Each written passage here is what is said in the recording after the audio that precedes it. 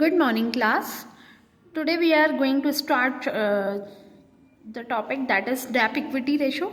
Debt equity ratio का formula पढ़ेंगे सबसे पहले हम. डेट इक्विटी रेशो का फॉर्मूला क्या होता है? डेट इक्विटी रेशो का फॉर्मूला होता है long term loan divided by share holder fund.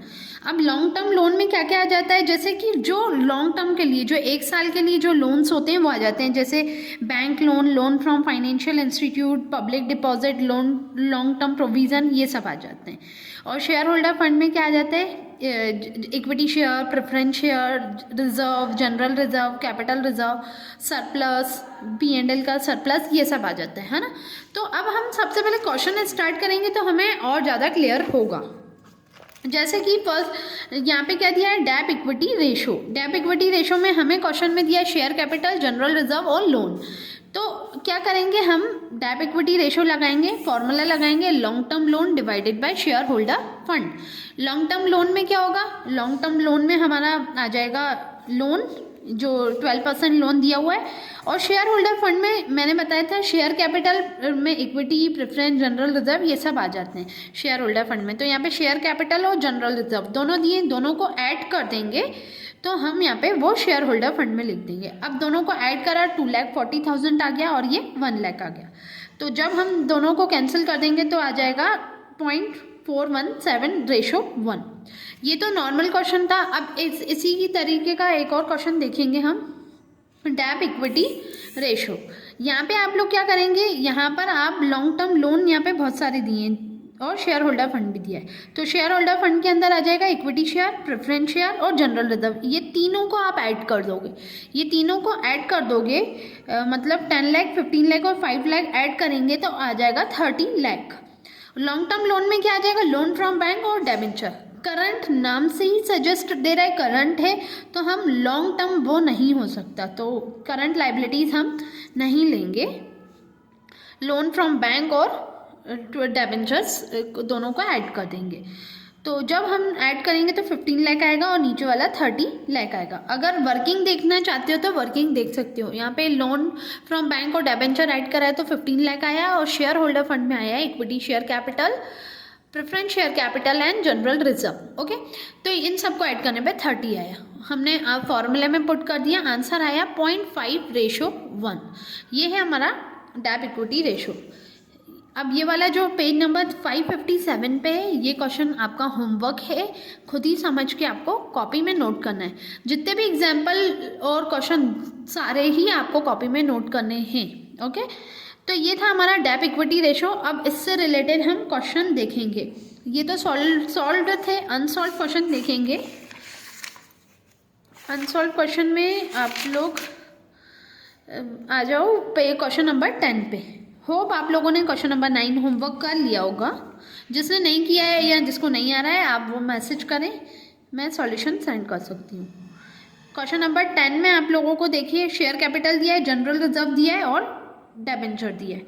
Okay, तो शेयर कैपिटल और जनरल रिजर्व किस में आ जाएगा? शेयर होल्डर फंड में. और डिबेंचर एक लॉन्ग टर्म लोन होता है तो वो लोन में, लॉन्ग टर्म लोन में आ जाएगा. देखते हैं हम क्वेश्चन. देखो, डेट इक्विटी रेशो का फॉर्मूला लगाया है long term loan divided by share holder fund. Long term loan में डिबेंचर और लॉन्ग टर्म लोन्स आ गए. ये हमने ऐड कर दिया है 3 लाख.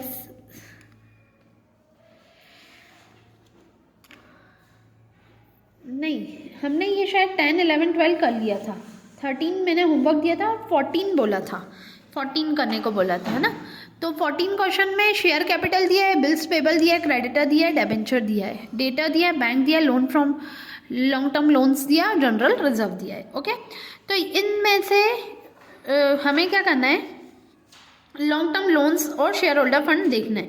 लॉन्ग टर्म लोन में हमारा लॉन्ग टर्म लोन और डिबेंचर्स ये दोनों आ जाएंगे. हमने लिख दिए डिबेंचर्स और long term loan. Share holder fund में क्या आ जाएगा? शेयर कैपिटल, जनरल रिजर्व, ये दोनों भी ऐड कर लेंगे तो हमारा share capital, share holder fund में शेयर कैपिटल और जनरल रिजर्व ये दोनों आ जाएंगे.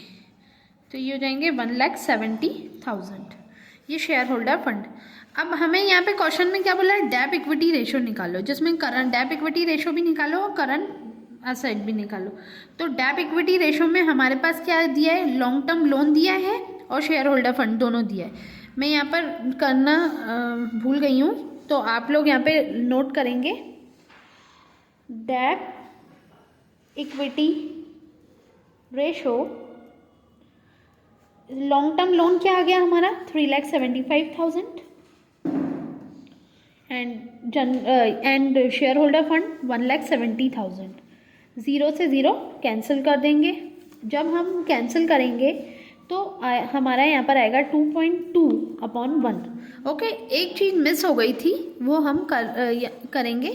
Debt equity ratio, long term loan दिया है 3,75,000 और शेयर होल्डर फंड दिया है 1,70,000।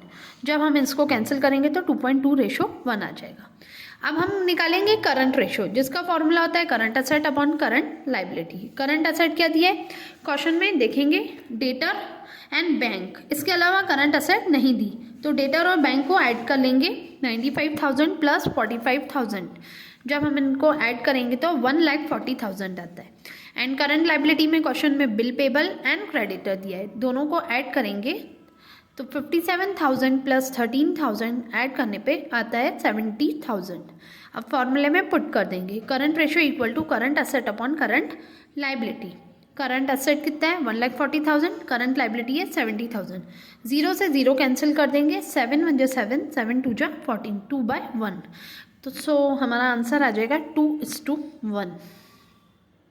Okay, now start next ratio, that is proprietary ratio. Proprietary ratio में क्या होता है, जैसे शेयर होल्डर फंड होता है वैसे ही प्रोप्राइटरी फंड होता है ना। तो प्रोप्राइटरी रेशो का फॉर्मूला है proprietary fund upon total asset. अब एक क्वेश्चन देखेंगे, proprietary fund is equal to equity, मतलब जो इक्विटी शेयर या शेयर होल्डर फंड में हम करते हैं सेम वैसे ही हम प्रोप्राइटरी फंड में भी करते हैं। प्रोप्राइटरी फंड में आप लोग क्या करेंगे, इक्विटी, प्रेफरेंस और रिजर्व एंड सरप्लस को ऐड कर देंगे, तो ये अपना प्रोप्राइटरी फंड आ जाएगा। टोटल एसेट कैसे निकालेंगे, यहाँ पे हम ओवरऑल एसेट लेंगे, चाहे वो फिक्स्ड हो, करंट हो, सारी एसेट्स लेंगे। जैसे कि land and building, investment, current asset तीनों ले लेंगे, तो ये हमारी टोटल एसेट के अंदर आ जाएगी। हमने प्रोप्राइटरी फंड में प्रोप्राइटरी फंड ऐड कर देंगे, फिर टोटल एसेट दोनों ऐड कर देंगे।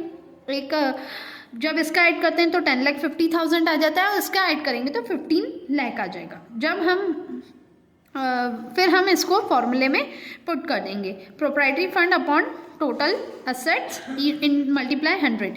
अब ये जो प्रोप्राइटरी रेशो है ये हमेशा परसेंटेज में आता है, बिकॉज इसके फॉर्मूले में मल्टीप्लाई होता है 100 का, और जब भी 100 का मल्टीप्लाई होता है वो परसेंटेज में ही आंसर देता है। सो इसका आंसर आ जाएगा 70%। ओके, एक ही क्वेश्चन है इसका, क्योंकि ये इतना ज़्यादा इंपॉर्टेंट नहीं है, और इसका एग्जाम्पल भी एक है और क्वेश्चन भी एक है। क्वेश्चन देख लेते हैं हम। Question, proprietary fund, calculate the proprietary ratio. Proprietary ratio, equity share दिया है, प्रेफरेंस शेयर दिया है, रिजर्व एंड सरप्लस दिया है, डिबेंचर दिया है, फिक्स असेट दिया है, इन्वेस्टमेंट दिया है, करंट असेट दिया है, क्रेडिटर दिया है।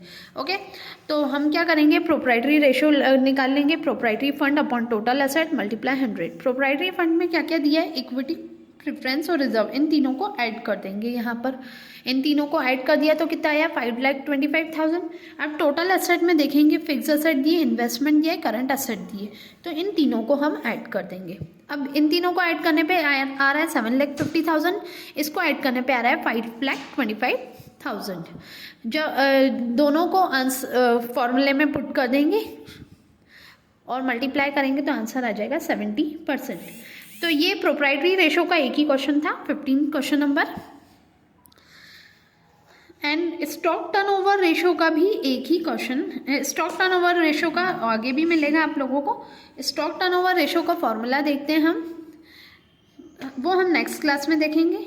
अभी आप लोग इतना करिए और कॉपी कंप्लीट करके होमवर्क एंड अटेंडेंस ग्रुप में अपना जितना भी वर्क किया है वो सेंड कीजिए।